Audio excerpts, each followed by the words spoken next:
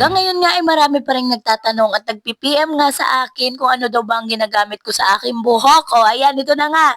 Ginagamit ko daw, ano daw ang ginagamit ko, pampakapal, pampahaba, ayan, ginagamit sa pag naglalagas ang buhok. Ay ito na nga, sige na, ito ay ginawa ko na rin dati. Ay sige, ulitin ko dahil nga gumising nga akong maganda. Ay charis, gumising nga ako na merong sira-sira yung aking aloe vera. Ay sayang naman kung itatapon ko nga. O ano nga bang gagawin ko dito sa aloe vera? Ayan, ito na naman tayo. Ito nga ang aloe vera nga guys, ay ginagawa ko nga ganito. Pag naglalagas nga ang aking mga buhok, ayan, kinukuha ko nga lang po yung katas niyan sa loob, o, di ba? Maliliit, o, pero tsagain natin yan.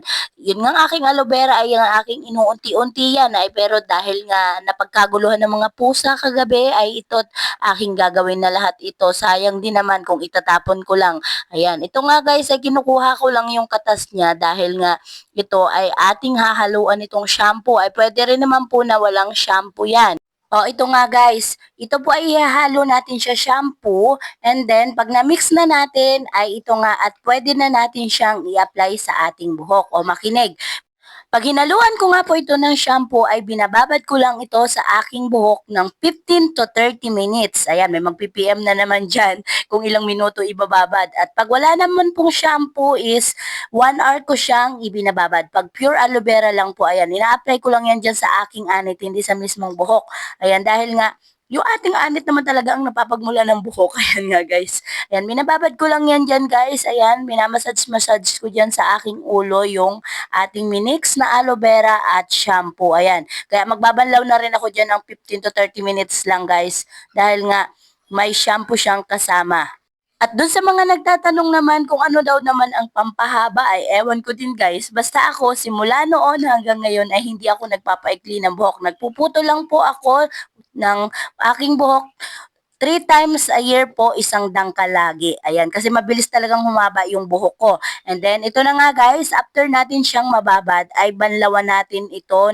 O ayan, pinakita ko na kung paano ako magbanlaw dahil nga no nakaraan ay nagrereklamo nga kayo na bakit hindi ko pinapakita ang pagbabanlaw. Ay, syempre naman guys, paliligo na yun. O dahil nga request nyo na ipakita kung paano ang pagbabanlaw. O ito na nga.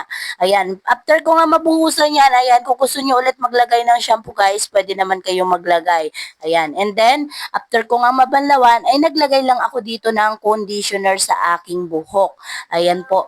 Ibabad lang natin ulit yung ating buhok sa conditioner ng 5 to 10 minutes. Ayan, ganyan ako maglagay ng conditioner. Binababad ko muna ulit sa aking buhok bago ulit ako magbanlaw. At ito na nga, lubos-lubusin na natin. Ayan, sa mga tanong nyo kung ano mga ginagamit ko sa aking buhok o sa shampoo guys, Sunsilk na green. Sa conditioner, Cream Silk na green or Keratin Gold. Ayan, o Cream Silk, Sunsilk, Keratin, Bacaniman, Charis. Ayan nga guys. O, sasabihin na naman ng iba dyan, embento lang yan. Huy, hindi ko yan gagamitin sa buhok ko. Kung embento lang yan, baka masira pa buhok ko. Pero hindi embento yan. Kita nyo naman ang result. O, di ba? After magbanlaw, ganito na nga ang itsura niya. At hanggang dito na nga lang. Please follow and share. Bye-bye. See you in my next video, guys.